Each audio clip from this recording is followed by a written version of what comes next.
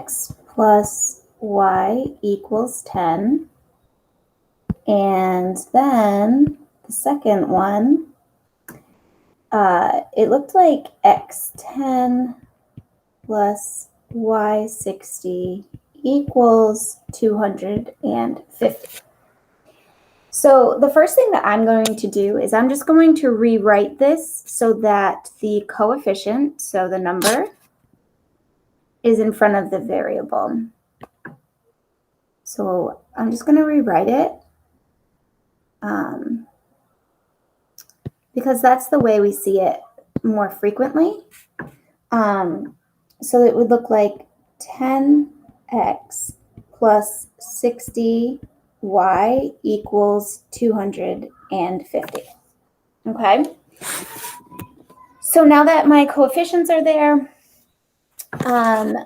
what I need to do in order to use substitution to solve this system. So when you're solving a system, it's basically asking you, what point do these two equations have in common? Where are they going to intersect if you were to graph them on a coordinate plane?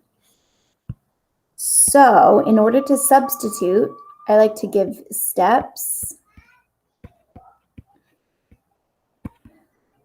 So you need at least one equation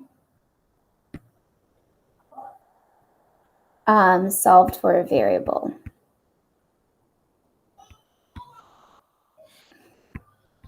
I don't know if you can hear my daughter, but she's very excited about her birthday coming up, so I can hear her in the background. Okay, so that would look like x equals something or y equals something. So neither one of these equations, this one or this one, does not look like x equals something or y equals something. So I have to change it. I have to manipulate it so that it is. Okay, so it really doesn't matter which one you use or which one you solve for, but this is going to be the easiest one, and I'll explain to you why, or I'll show you why. So if you have x plus y equals 10, and I want it to look like either x equals something or y equals something, since there are no coefficients here, right, we can, those are like the invisible coefficient of a 1. So I know I'm not going to get any fractions with this one. With the second one, if I were to solve for y, I would have a fraction. But if I solved it for x, I would not have a fraction. So I'm just going to go with this one. So if we have x plus y equals 10, and I want to solve it for either x or y, it doesn't matter. All I have to do is subtract that variable because x minus x is 0, right? So all you're left with is y equals, and then we have negative x. This is a positive 10, so we write plus 10. Okay, so now my two equations, y equals negative x plus 10, and this one right here, 10x plus 60y equals 250. Now I can substitute in, right?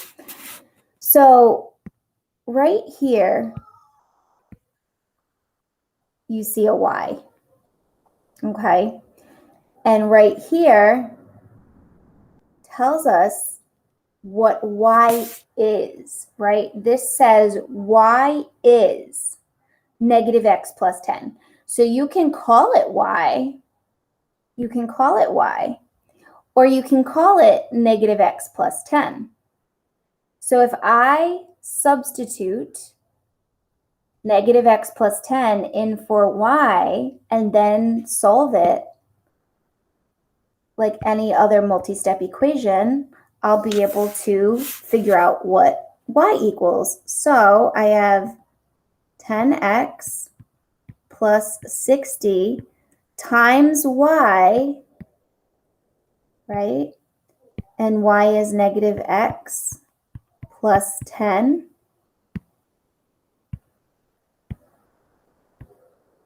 And that equals 250. Okay, so the first step would be to get at least one equation solved for a variable. And then step 2 would be to substitute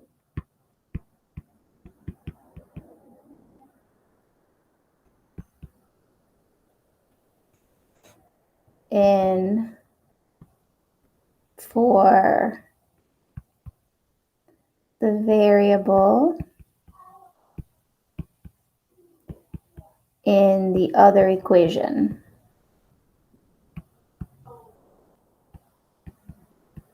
Which is what we did right here. So this was step 2, where we said y equals negative x plus 10. Here's y, we substituted in. So now what you have is a regular multi-step equation. So step 3 would be to solve. Sorry, this is not writing right. Okay. So now we're going to solve. So we have 10x, and now I'm distributing that 60 into both terms. So 60 times negative x is negative 60x, and then 60 times 10 is positive 600, and that's going to equal 250. Okay, so sorry about that. My daughter is coming inside from outside and making a lot of noise. So now we're going to solve this equation. Because I have the same variable, the 10x and the negative 60x, I can combine those like terms and then figure out what x is. That makes this a true statement. So 10x minus 60x is negative 50x. Bring down your plus 600, and that equals 250. Okay, so then from there, we subtract that 600 from both sides. I'm going to have to go on to a new page. So 600 minus 600 will cancel out. So you're left with negative 50x equals 250 minus 600 is negative 350. I'm going to go to my next page. So we have negative 50x equals negative 350. And I just need to divide by that coefficient. So I'm going to divide both sides by a negative 50. Negative 50 divided by negative 50 is 1, which is what we're looking for. So x equals, and then 350, negative 350 divided by negative 50, the double negatives cancel out, and we are left with 7. So x equals 7. So we're halfway done. Okay, so just to reiterate what we did, we set one equation equal to either x or y. So we manipulated this equation right here, y equals negative x plus 10. We then look at that second equation. We saw where the y was, and we substituted in that negative x plus 10. And then we solved it. So we did the distributive property, combine like terms, and then divide by the coefficient. And we got x is equal to 7. So now what we need to do, continuing on with our steps, so step 4, we're going to substitute that answer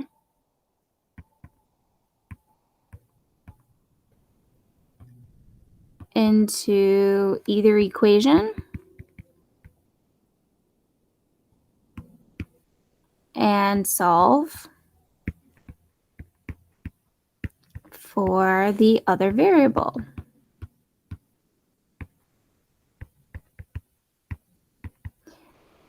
So if x is equal to 7 and over here we have the equations y equals negative x plus 10 and then 10x plus 60y equals 250, I can choose either equation. I can even choose that original x plus y equals 10 equation.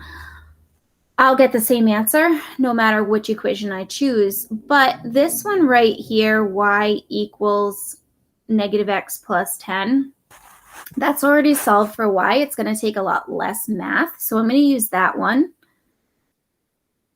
Okay. So we had y equals negative x plus 10. And remember, x is equal to 7. So y is equal to negative 7,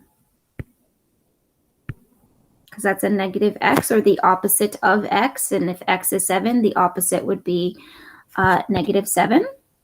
So negative 7 plus 10, which is 3. So x is equal to 7 and y is equal to 3. Our last step is to write your solution as an ordered pair. So you want it to be x, y. So your final solution would be 7, 3. That is the point at 7, 3 on a coordinate plane where both of those lines are going to intersect. Okay, so at this point, 7, 3 on a coordinate plane, so if you have your coordinate plane, 1, 2, 3, 4, 5, 6, 7, 1, 2, 3, 7, 3, both lines are going to contain that point. That's what that means. So I hope that helped.